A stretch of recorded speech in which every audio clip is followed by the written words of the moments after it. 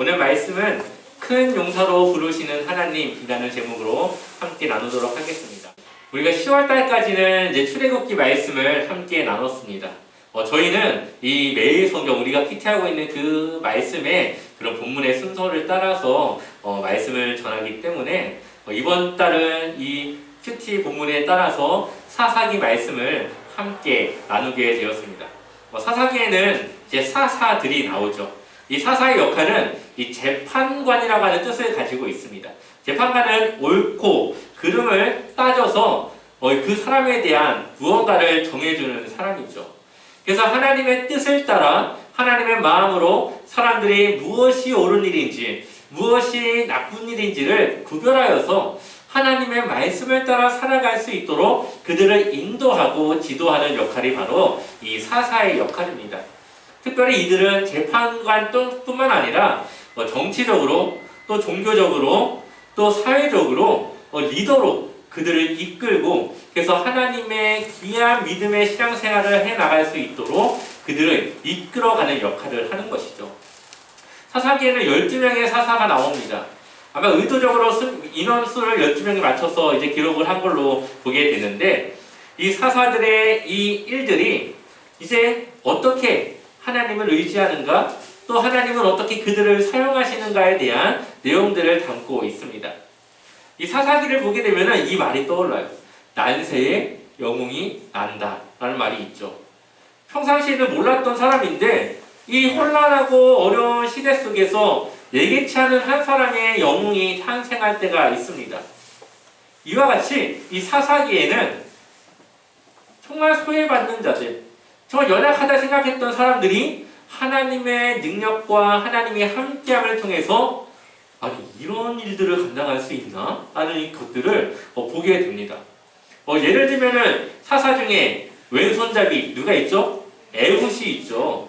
여기서 말하는 왼손잡이는 그냥 왼손잡이여서 왼손잡이가 아니라 오른팔이 없거나 아니면 오른팔에 장애가 있어서 사용하지 못하거나 아니면 사용할 수는 있지만 뭔가 큰 불편함을 겪으면서 제대로 사용할 수 없는 그러한 상태의 사람을 말합니다.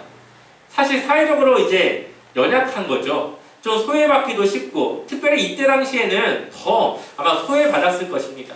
왜냐하면은 이 에훗은 베냐민 지파 사람인데 이 베냐민이라고 하는 뜻이 오른손의 아들이에요.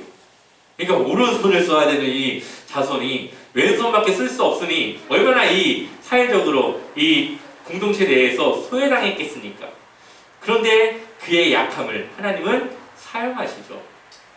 그가 오른손을 잘 쓸 수 없다는 것에 방심하고 있던 이 에글로 왕을 이 에훗이 처리할 수 있는 그런 기회를 갖게 되는 것입니다.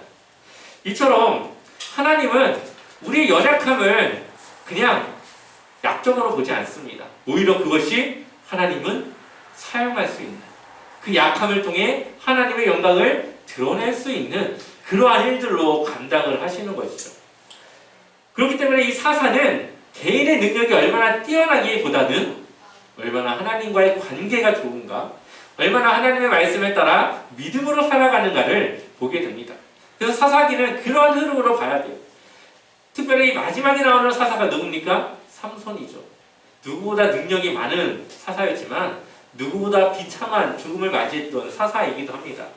그런 걸 통해서 우리는 우리의 개인적인 능력이 아니라 하나님과의 관계, 하나님께 대한 우리의 마음과 태도 이러한 순종의 믿음을 우리는 봐야 합니다. 마치 이스라엘 백성들이 가나안 땅을 정복할 때에 그런 믿음을 갖는 것과 같습니다. 우리 한번 사사기 1장 1절을 읽어볼까요? 사사기 1장 1절 같이 읽어보겠습니다. 여호수아가 죽은 후에 이스라엘 자손이 여호와께 여쭈어 이르되 우리 가운데 누가 먼저 올라가서 가나안 족속과 싸우리이까? 아멘. 자, 여호수아 말씀을 보게 되면은 이 정복과 이 정착의 내용이 있습니다. 이 땅을 이 정복을 먼저 하고 이 정복한 땅을 서로 나눠서 분배를 하는 거죠. 근데 이 여호수아가 이제 나이가 많이 들었고 더 이상 그 땅을 정복할 수 없는 상황에 이르게 되자 이제 제비를 뽑아서 먼저 땅부터 분배를 합니다. 땅을 먼저 분배하고 나서 이제 각자 분배받은 땅을 정복을 해야 되죠. 그러려면 그들과 싸워서 이겨야 되는데 이 여호수아가 죽고 난 이후에는 그것이 잘 되지가 않습니다. 정복하는 데 있어서 무엇이 가장 필요합니까? 믿음이죠. 하나님을 의지하고 믿음으로 그 땅을 정복하러 가는 게 필요합니다.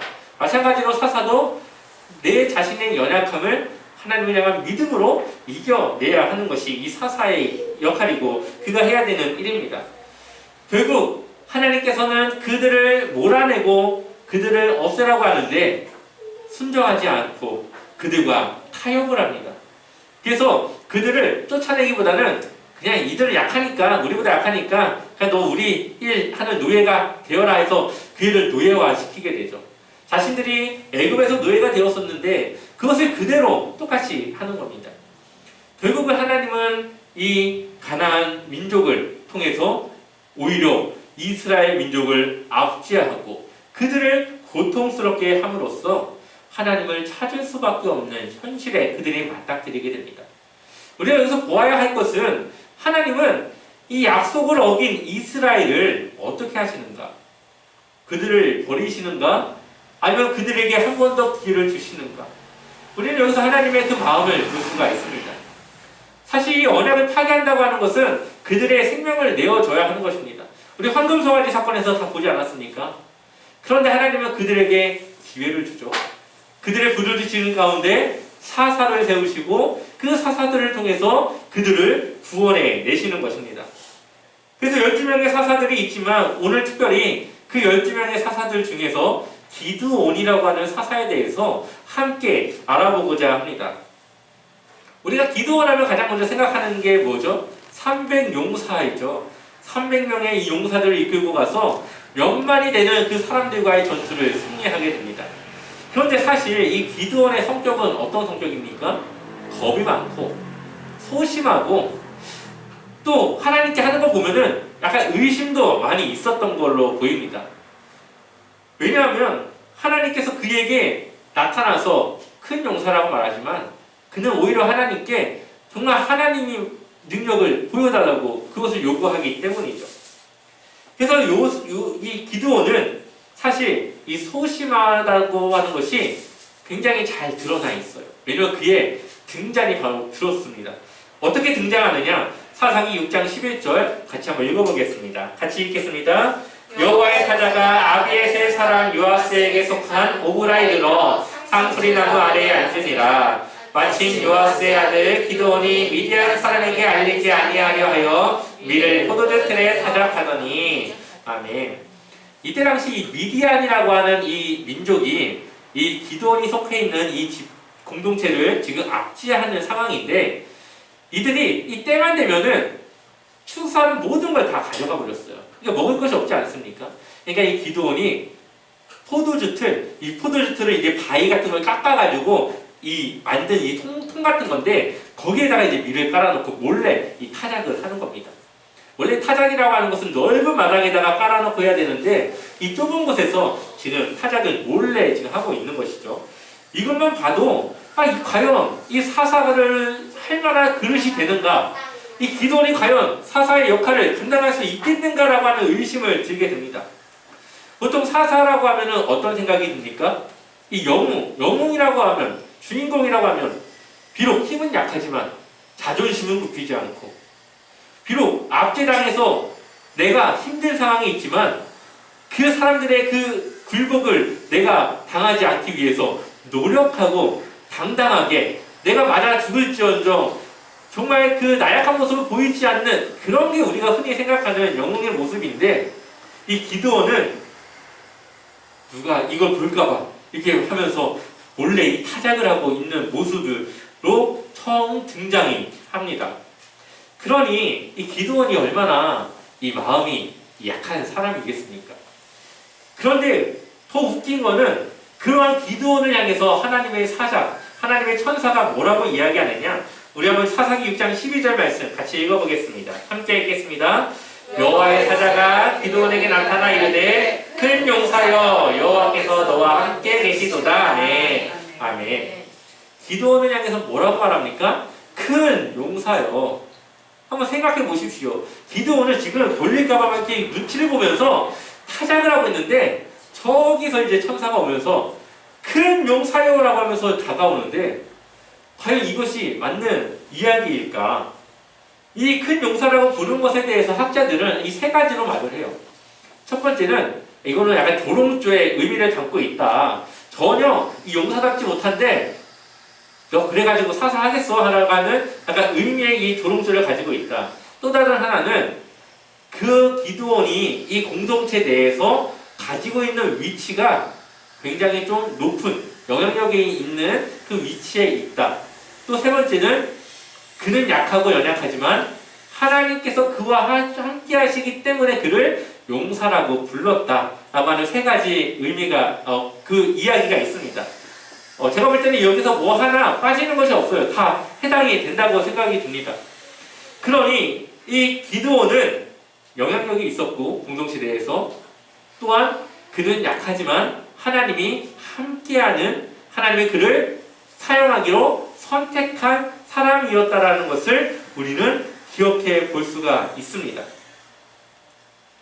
그런데 이 기드온의 이러한 모습들은 사실 우리에게도 마찬가지입니다. 하나님은 우리를 부르셨고 우리를 모두 큰 용사로 사용하십니다. 우리는 이렇게 생각했죠. 내가 할 줄 아는 것도 없고 아는 것도 없고 내가 할 수 있는 게 없는데 내가 뭐 어떻게 한다는 거야. 우리는 늘 나의 부족함, 나의 연약함, 또 나를 스스로를 낮추고 스스로를 볼품없다, 작다고 생각하고 있지만 하나님은 오히려 그러한 기도를 사용했다는 것을 우리는 기억을 해야 되는 것이죠. 하나님이 요구하시는 것은 우리의 믿음이지 우리의 능력이 아닙니다. 왜냐하면 우리가 아무리 많은 능력을 가지고 있다 하더라도 하나님이 우리에게 주시는 능력에 비하면 그것은 아무것도 아니기 때문이죠. 아무리 능력이 좋은 사람도 세상에서 어려움 겪지 않는 사람이 없고 모두 그 어려움의 부딪힘을 당하고 살아갑니다. 그러니 우리가 가지고 있는 이 능력이라는 것이 아무리 크다 한들 하나님의 일들을 감당할 수 있겠습니까? 그러니 우리는 우리가 가진 이 능력을 바라보면서 하나님의 일을 내가 할 수 있을까로 고민하는 것이 아니라 내가 그 하나님이 맡겨진 일들에 대해서 어떻게 믿음으로 순종할 수 있는가를 고민하며 그것을 놓고 기도해야 되는 것이죠. 우리가 뒤를 한번 돌아본다면 우리가 예전에 정말 뜨거웠던 그 신앙이 있었던 그때에 지금도 물론 뜨겁겠지만 정말 순수했던 그 신앙 가운데 정말로 누구도 할 수 없다는 일에 기도로서 맞부딪혀서 정말로 하나님의 능력을 바라봤던 그때가 있지 않습니까? 바로 그러한 믿음을 우리에게 하나님은 요구하십니다. 특별히 이 기드온이 하나님께 능력을 구하지 않습니까? 하나님의 그 표적을 구합니다. 아무래도 이 기드온은 믿음이 작았거나 없었을 수도 있어요.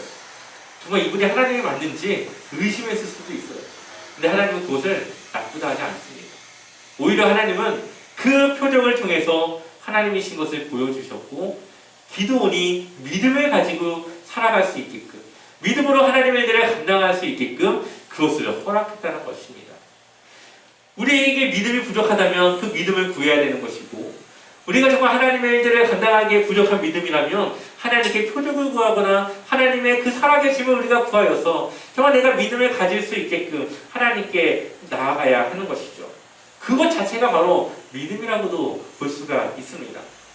어쨌든 기드온은 이러한 과정을 통해서 첫 번째 하나님의 사사로서의 일들을 감당하게 됩니다. 그것이 무엇입니까? 사사기 6장 25절 말씀 같이 읽어보겠습니다. 그날 밤에 여호와께서 기드온에게 이르시되 내 아버지에게 있는 수소 곧 7년 된 둘째 수소를 끌어오고 내 아버지에게 있는 바알의 제단을 하며 그 곁에 아세라 상을 찍고 아멘. 오늘 보면은 하나님께서 그에게 맡겨주신 첫 번째 일은 바알과 아세라 그 우상을 무너뜨리는 것이었습니다. 그런데 그 바알과 아세라 상이 아마도 이 기드온의 집에 있었거나 아니면 그 관련된 곳에 있었던 걸로 보입니다. 왜냐하면 내 아버지에게 있는 바알의 제단을 헐라고 말씀하고 있기 때문에 그렇죠. 그러니 이 기드온의 집안은 하나님을 믿기보다는 이 바알과 아세라를 믿는 우상을 섬기는 집안이었더라는 것을 우리는 알 수가 있고, 또 하나님은 이 기도를 통해서 바알과 아세라상을 찍으라고 하는 이 말씀을 통해서 무엇을 하고 있습니까? 인생의 주인을 바꾸는 거죠. 너가 그동안은 바알과 아세라상을 섬기고 살아왔다면 이제 그것을 네 안에서 모두 무너뜨리고 이제 살아계신 하나님을 위해서 너가 살아가야 된다는 것을 지금 말씀하고 있는 것입니다. 우리가 하나님을 주인으로 삼고 살아갈 때에 우리는 하나님의 능력 있는 큰 용사로서 우리는 살아갈 수가 있는 것이죠. 자, 하나님의 이 말씀을 들은 기도원은 어떻게 했을까요? 우리 한번 27절 말씀 같이 읽어보겠습니다. 함께 읽겠습니다. 이에 기도원이 종 10사람을 데리고 여호와께서 그에게 말씀하신 대로 행하되 그의 아버지의 가문과 그 성읍 사람들을 두려워함으로 이 일을 감히 낮에 하지 못하고 밤에 행하니라. 아멘. 그가 혼자 갔습니까? 누굴 데려갔습니까? 누굴 데려갔죠. 그것도 몇 명이나 데려갔어요? 10명이나. 한두 명 데리고 간 게 아니라 10명이나 데리고 갔습니다. 그 우상, 그 제단의 그 상을 무너뜨리기 위해서 10명이 같이 갑니다. 이것만 봐도 얼마나 이 기도원이 무서워했는지, 얼마나 두려워했는지를 알 수가 있죠. 특히나 그가 그 일을 낮에 합니까? 밤에 합니까? 밤에 했죠. 사람들이 보지 않을 때에. 보니까 그 성읍 사람들을 두려워함으로. 그러니까 이것은 이 기도원이 하기에는 힘든 일이었어요. 이거는 쉽게 할 수 있는 일이 아니었어요. 왜냐하면 자신이 가지고 있는 우상을 무너뜨리는 것이 아니라 지금 이 바알과 아세라는 아버지와 그 지역 공동체의 사람들이 섬기는 우상이었기 때문에 이거는 지금 그 공동체와 연관된 일이라는 거죠. 잘못하면 이것 때문에 자신의 목숨까지도 빼앗길 수도 있는 그런 위험한 일입니다.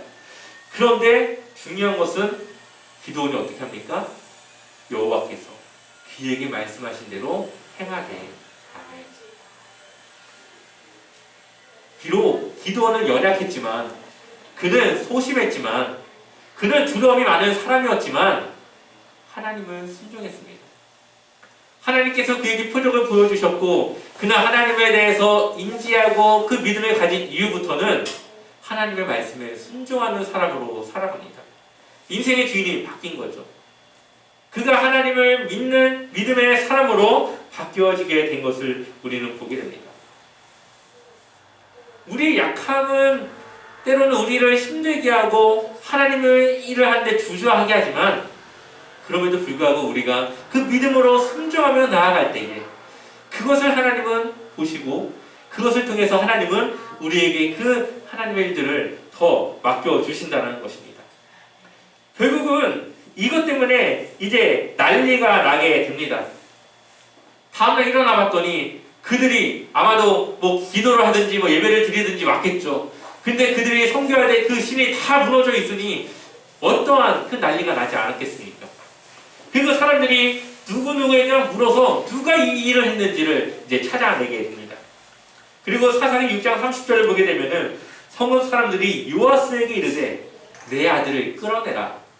그는 당연히 죽을지니 이는 바알의 제단을 파괴하고 그 곁에 아세라를 찍었음이니라 하니. 아멘. 지금 이스라엘은 어떠한 민족입니까? 하나님과 언약을 맺은 민족이죠. 하나님만을 섬길 것을 약속하였고 그럴 때 하나님은 이스라엘의 하나님이 될 것을 약속했습니다. 그런데 그들이 이 언약을 파괴함으로써 그들이 가져야 될 그 책임은 바로 죽음이었어요. 그렇다면 지금 누가 그 죽음을 가져야 되는 거죠? 바알과 아세라를 섬겼던 그 사람들이죠. 그런데 오늘 이 상황은 반대로 됐습니다. 오히려 하나님의 그 신앙으로 그 제단을 허물었던 기도원이 지금 죽을 위기에 처해 있고 오히려 우상을 섬기는 그들이 기도원을 대적하고 있는 모습을 보게 됩니다. 이것을 보았을 때에 당시 이스라엘의 이 영적 상태가 어땠는지를 우리는 알 수가 있죠. 하나님을 온전히 섬기지 못했고 하나님이 원하시는 민족으로서의 삶을 살아가지 못했다. 그래서 사사기 2장 10절을 보게 되면은 그때 그 세대의 사람도 다 조상에게로 돌아갔고 그 후에 일어난 다른 세대는 여호와를 알지 못하며 여호와께서 이스라엘을 위하여 행하신 일도 알지 못하였더라. 아멘. 다른 세대의 모습이 지금 나타나고 있는 것입니다. 여호수아서 마지막을 보게 되면 이들이 하나님과의 언약을 갱신합니다. 여호수아가 죽기 전에 걱정이 되니까 나와 우리 집은 오직 여호와만을 섬길 것이다. 너희는 어떻게 할 것이냐? 우리도 그렇게 하겠습니다 해서 언약을 다시 체결을 다시 갱신을 하는 거죠. 그런데 결국은 다음 세대가 아니라 다른 세대로서 그들은 바뀌어지게 됩니다. 아마 그 일은 정복이 끝나면서 하나님을 경험하거나 하나님을 그들이 알아갈 기회가 없었던 걸로 보입니다. 이 정복이라는 것 자체가 하나님을 의지하고 하나님과 함께하는 일인데 그들이 더 이상 정복이 아니라 타협을 선택하는 그 순간 하나님이 없어도 되는 이제 사회가 된 거죠. 그러다가 이제 하나님의 도움을 받아야 되는 이 상황에서는 하나님을 알지 못하니까 영적 상태가 이제 어두워진 그 시대로 살아가게 되는 겁니다.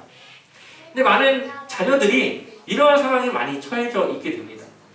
특별히 제가 이 교회에서 사역을 하게 되면은 이 고3 학생들 고3만 딱 올라가면은 교회 나오는 게 현저히 줄어들게 됩니다. 그래서 너 교회 왜 안 나와 그러면은 엄마가 가지 말래요. 독서실 가서 공부하고 학원 가서 보충 강의해야 되고 특별 강의 있어서 또 그것도 해야 되고 고3만 되면 아이들이 다 그냥 대학 진학 때문에 그렇게 교회보다도 이 공부에 열중을 하게 되는 거죠. 근데 그것이 그 아이들의 의지보다는 부모님들이 그것을 그렇게 하라고 하니까 아이들은 그렇게 따라가는 거예요. 그것은 뭐 집사님의 자녀든 권사님의 자녀든 장로님의 자녀든 거의 뭐 상관없습니다. 다 대부분 그래요. 그래서 고3만 되면 아이들이 다 줄어들고 그 아이들이 이제 대학교 갔으니까 돌아오겠지 했는데 안 돌아옵니다. 그동안 이제 하나님과의 관계는 멀어졌고 교회 안 나가도 대학 진학했고 그들의 인생에 있어서 무엇을 경험하게 됩니까? 하나님 없어도 대학 가네. 하나님 없어도 내가 하고 싶은 거 다 되네. 더 이상 이제 하나님 의지하지 않고 살아가는 거죠. 그때부터 이제 이 부모의 기도 제목은 평생 자녀가 신앙으로 다시 돌아오게 해주세요. 이 기도의 제목이 평생 갑니다. 이렇게 해서 자녀가 40대, 50대가 됐는데도 여전히 하나님을 떠나 살아가면서 자신의 그때 그 선택을 후회하며 살아가는 부모님들이 얼마나 많은지 모릅니다. 어려운 순간에 어려운 문제를 놓고 그것을 하나님께 기도하고 하나님께서 그 문제를 해결해가는 이 과정 속에서 하나님을 만나고 하나님을 알아가는 건데 그러한 중요한 시기에 하나님이 없이 자신의 힘으로 살아가게끔 하는 그러한 상황들과 그러한 상태가 결국은 다음 세대가 아니라 다른 세대로 바뀌어지게 됩니다. 이것은 이제 우리 가정의 문제이고 우리 교회의 문제이고 우리 사회, 우리 이제 대한민국의 모든 교회들이 어떻게 하면 이 문제를 해결할 수 있을까? 어떻게 우리 다음 세대에게 하나님을 경험하게 할까? 이것을 고민하고 우리가 나아가야 되는 아주 중요한 문제인 것을 우리가 보게 됩니다. 그러기 위해서는 우리가 그 어려움에 부딪힐 때에 기도하면서 그 하나님을 경험할 수 있도록 해야 되는 것이죠. 저희 가정이 예전에 서울에서 집을 구할 때 이런 경험이 있었습니다. 이제 집주인이 이제 나가라고 해서 집을 나가야 되는데 이제 가지고 있는 돈에 비해서는 시세가 너무 올라서 갈 수 있는 집이 별로 없었어요. 그래서 아무리 많은 집을 봤지만 정말 이 요새들을 데리고 가기에는 너무나도 좀 지저분하고 또 막 반지하 막 이런 집밖에는 없는 거죠. 어떻게든 집을 구해보려고 하지만 가지고 있는 돈에 비해서는 시세가 너무 올라서 구할 수가 없는 상황이었습니다. 그래서 우리 가족이 함께 모여서 기도를 시작하게 됐습니다. 그래서 저녁마다 3명이 모여서 가정을 위해서 또 교회를 위해서 여러 가지로 기도를 하기 시작했는데 어떻게 됐을까요? 어떤 집이 생기진 않더라고요. 그래서 그냥 어쩔 수 없이 그냥 보기만 했습니다. 이사의 시간은 다가오고 마음은 초조해지고 방법은 없고 이 막막한 상황에 이제 처해 있게 되는데 어느 날 갑자기 토요일 날 전화가 와서 급하게 이제 사역을 좀 뒤로 하고 집을 보러 갔습니다. 갔는데 역시나 똑같습니다. 마음에 들지 않고 환경이 좋지가 않고 너무 거리도 멀고 근데 한 집이 더 나왔는데 그냥 뭐 마음에 안 드시겠지만 그래도 한번 보러 가자고 그래서 갔습니다. 근데 입구를 들어가기 전부터 외형이 괜찮더라고요. 들어갔는데 집도 저희는 그때 당시 방이 2개밖에 없었는데 3개짜리 집이 나온 겁니다. 그래서 어떻게 이런 집이 이 가격에 나올 수 있는가? 그래서 바로 계약을 체결하고 나서 이제 시간이 지나고 이제 잔금을 다 치르기 위해서 부동산에 갔는데 거기서 이런 말을 하더라고요. 사실 그 집이 다른 집이랑 헷갈려가지고 가격이 잘못 나왔다고. 원래는 더 이제 작은 집, 더 작은 집의 가격이 그 가격으로 나와야 되는데 부동산에서 이걸 올릴 때 집을 헷갈려가지고 잘못 내놨대요. 근데 이것을 수정하기도 전에 이제 제가 가가지고 벌써 계약을 해버렸기 때문에 물을 수가 없어서 뭐 어떡하겠냐고 하면서 집주인이 그냥 그거는 목사님이 그냥 그 운이다 하면서 그냥 그건 목사님 사세요 그냥 그렇게 말씀을 하시더라고요. 그 얘기를 듣는 순간 아 하나님께서 그 응답해 주셨구나라는 것을 알게 됐습니다. 이것이 이제 어떻게 될까요? 아마 요셉에게도 신앙의 귀한 그 뿌리가 되지 않겠습니까? 또 어려움이 있을 때마다 늘 이제 하나님께 기도해서 그 어려움을 해결하는 이 가족의 그 신앙의 뿌리를 내리는 그 일이 되지 않겠습니까? 하나님께서 이렇게 인도하시는 것을 경험하고 이 어려움과 막막함 속에서 하나님의 능력을 경험함으로써 우리는 하나님을 알아가고 하나님을 의지하는 그러한 훈련을 겪고 나가게 되는 것입니다. 다시 말씀으로 돌아와서 이제 죽음의 위기에 처한 기드온이 어떻게 그 위기를 모면할 수 있었을까요? 그다음 6장 31절 말씀 같이 읽어보겠습니다. 함께 읽겠습니다.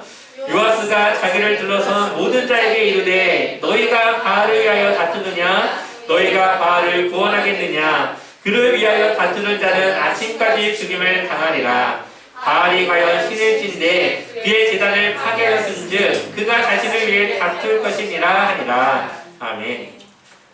사실 이 사람들이 바알의 제단이 무너졌다고 해서 이 기드온을 죽이려 하고 그에게 그 죗값을 물으려고 하는 게 웃긴 상황입니다. 왜냐하면은 이 바알과 아세라는 이들을 섬기는 신이지 않습니까?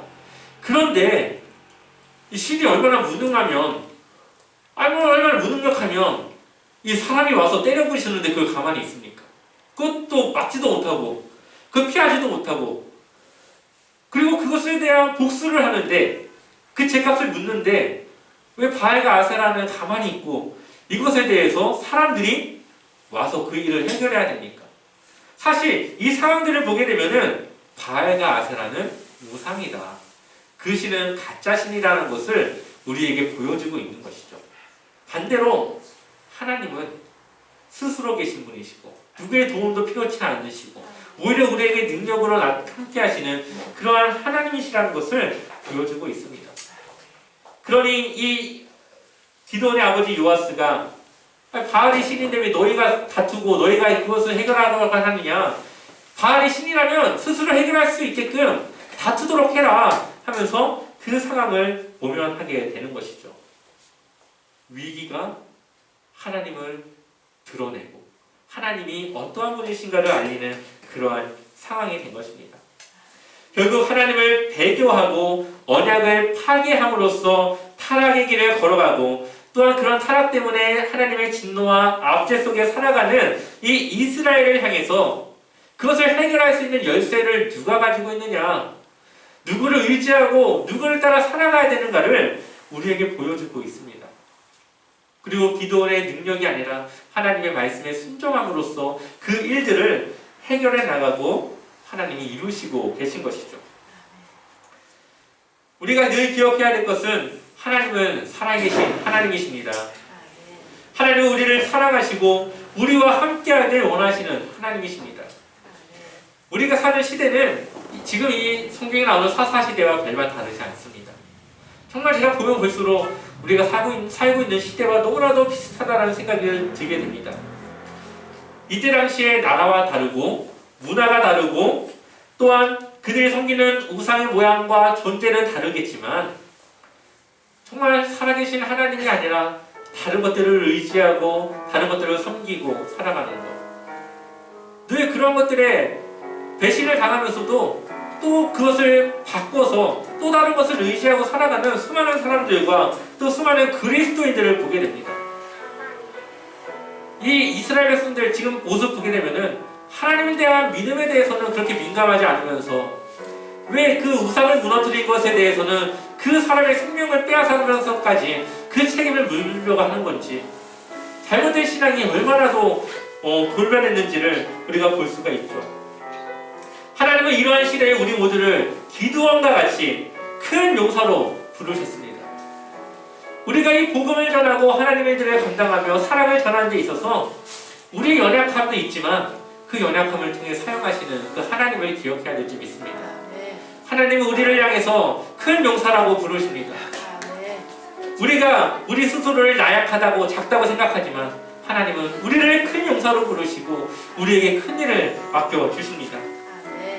우리를 통해서 여러분들의 자녀들의 신앙이 세워져야 하고, 우리 교회의 다음 세대 아이들의 신앙이 세워져야 하고, 또 우리 교회의 모든 가정의 모든 아이들의 그러한 가정이 믿음이 전수되어지고 그들에게 믿음이 무엇인지를 우리는 가르쳐야 되는 것이죠. 우리가 주일학교를 운영하고 우리가 큐티를 하고 하는 모든 것들은 바로 그러한 목적에 있습니다. 오늘 기드온이 인생의 주인을 하나님께 맡기고 또 자신이 바알과 아세라를 버리고 하나님께로 돌아섰던 것처럼 이제 우리 인생의 주인을 하나님께로 바꾸고 하나님을 의지하고 정말 하나님이 하시는 일들을 우리가 경험하며 나아가야 될지 믿습니다. 여러분들의 삶의 주인이 하나님이 되어지고 또 하나님의 자녀로 믿음의 큰 용사로 살아가시기를, 그렇게 또 승리하시기를 주님의 이름으로 간절히 축원합니다.